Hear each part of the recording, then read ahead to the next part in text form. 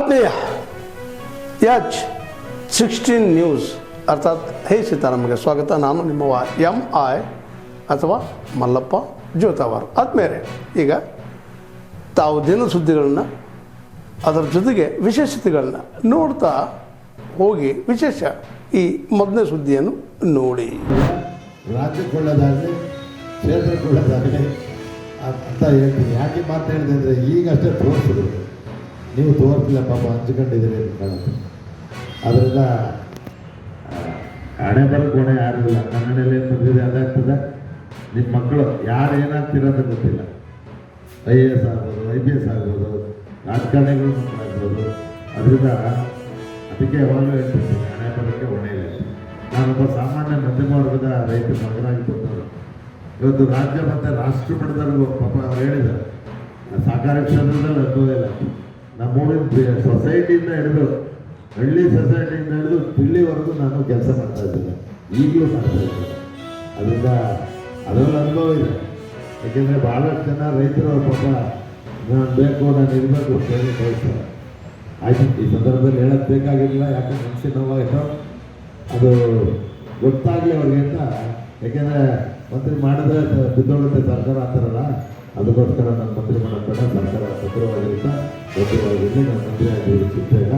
ಇವತ್ತು ಏನು ವಿದ್ಯಾರ್ಥಿಗಳಿಗೆಲ್ಲ ಉತ್ಸಾಹದಿಂದ ಬಂದಿದ್ದೀರಿ, ಉತ್ತಮವಾದಂಥ ಫಲಿತಾಂಶ ಬರ್ತದೆ. ಮತ್ತು ದಾಖಲಾತಿ ಇನ್ನೂ ಅವಕಾಶ ಇದೆ. ನೀವು ಇನ್ನೂ ಮಕ್ಕಳನ್ನ ಹೋಲಿಸಿ, ಪೋಷಕರನ್ನ ಹೋಲಿಸಿ ದಾಖಲಾತಿನ ಜಾಸ್ತಿ ಮಾಡ್ಬೋದು. ಬಹುಶಃ ನಾನು ಪ್ರಥಮ ಸಾರಿ ಶಾಸಕರಾದಾಗ 1000 ಈಗ ಏನು 10:30 ತನಕ ಟೈಮ್ ಕೊಟ್ಟಿದ್ದಾರೆ. ಕೆಲವರು ಮೀಟಿಂಗಲ್ಲಿ ಸುಮಾರು ಜನ ಬಂದಿಲ್ಲ, ಅವರು ಸಹ ತಿಳ್ಕೊಬೇಕು. ಅವ್ರನ್ನೂ ಮತ್ತೆ ಇನ್ನೊಂದು ದಿವಸ ನಾವು ಅವ್ರನ್ನ ಕರೆದು ಮೀಟಿಂಗ್ ಸಹ ಹೇಳ್ತೀವಿ. ತಮಗೆಲ್ಲ ಪಕ್ಕದವರು ಅವ್ರಿಗೂ ಹೇಳೋಕ್ಕೆ ಹೇಳಿದ್ದೀವಿ, 10:00 ಕ್ಲೋಸಿಂಗು, 10:45 ಪ್ಯಾಕಿಂಗು, ಅಂದರೆ ಅಲ್ಲಿ ಯಾರೂ ಇರಬಾರ್ದು. ಸೊ ಈ ಥರ ಹೇಳಿ ಸ್ಟ್ರಿಕ್ಟಾಗಿ ಇದು ಮಾಡಿದ್ವಿ. ಮತ್ತು ವ್ಯಾಪಾರ ಮಾಡೋರಿಗೆ ಹಿಂದೆಗಡೆ, ಅಂದರೆ ರೋಡ್ ಸೈಡ್ ಫುಟ್ಪಾತ್ ಒಳಗಡೆ ಬೇಡ, ಇನ್ನೊಂದು ಸ್ವಲ್ಪ ಹಿಂದೆಗಡೆ ಹಾಕ್ಕೊಂಡ್ರೆ ಅಟ್ಲೀಸ್ಟ್ ಬರೋರು ತಿನ್ನೋರ್ಗೂ ಒಂದು ಗಾಡಿ ನಿಲ್ಲಿಸಿ ಒಂದು ವ್ಯಾಪಾರ ಮಾಡೋಕ್ಕೂ ಅನುಕೂಲ ಆಗುತ್ತೆ, ಪ್ರತಿಯೊಂದಕ್ಕೂ ಅನುಕೂಲ ಆಗುತ್ತೆ. ಅಲ್ಲಿ ಯಾವುದೇ ಗಲಾಟೆ ವಗೈರೆ ಆದ್ರೂ ಇಮಿಡಿಯೇಟಾಗಿ ನಮ್ಗೆ ಹೇಳಬೇಕು ಅಂತಲೇ ಹೇಳಿದ್ದೀವಿ. ಸೊ ಅವ್ರಿಗೆ ಹಿಂದೆಗಡೆಗೆ ಇಟ್ಕೊಳ್ಳೋದಕ್ಕೆ ಹೇಳಿದ್ವಿ.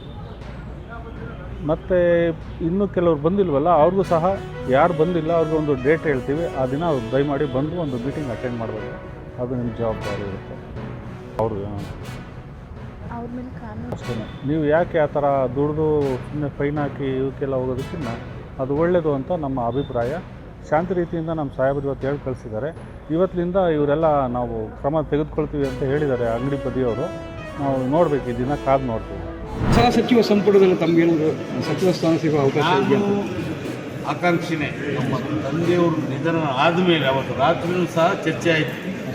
ನನ್ನ ಪರವಾಗಿ 10-15 ಜನ MLAಗಳು ಬಂದು ಸತೀಶ್ ಜಾರಕಿಹೊಳಿ ಅವ್ರ ಹತ್ರ ಮನವಿ ಮಾಡಿದ್ರು, ನಮ್ಮ ಯುಪಿಲ್ ಕೋಟದಲ್ಲಿ ವೆಂಕಟೇಶ್ ಅವರು ಕೊಡಬೇಕು ಅಂತೇಳಿ 15 ಜನ ಶಾಸಕರು ಪ್ರಸ್ತಾಪ ಮಾಡಿದ್ರು.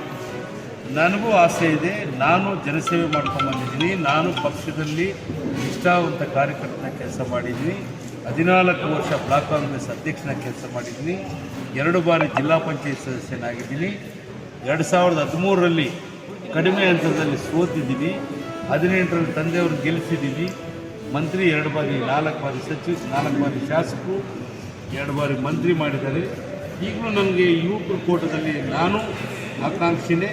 ನಾನು ಇವತ್ತು ಹೋಗಿ ಮಾನ್ಯ DK ಶಿವಕುಮಾರ್ ಸಾಹೇಬ್ರನ್ನ, ಸಿದ್ದರಾಮಯ್ಯ ಸಾಹೇಬ್ರನ್ನ, ಸುರ್ಜೇವಾಲ ಅವ್ರನ್ನ ನಾನು ಮನವಿ ಮಾಡ್ತೀನಿ. ನೋಡೋಣ, ಆ ದೇವ್ರದ್ದೇ ಕೊಟ್ಟರೆ ಮಾಡ್ತೀನಿ, ಕೊಟ್ಟಿಲ್ಲ ಅಂದರೆ ಪಕ್ಷದಲ್ಲಿ ನಿಷ್ಠಾವಂತವಾಗಿ ಕೆಲಸ ಮಾಡ್ಕೊಂಡು.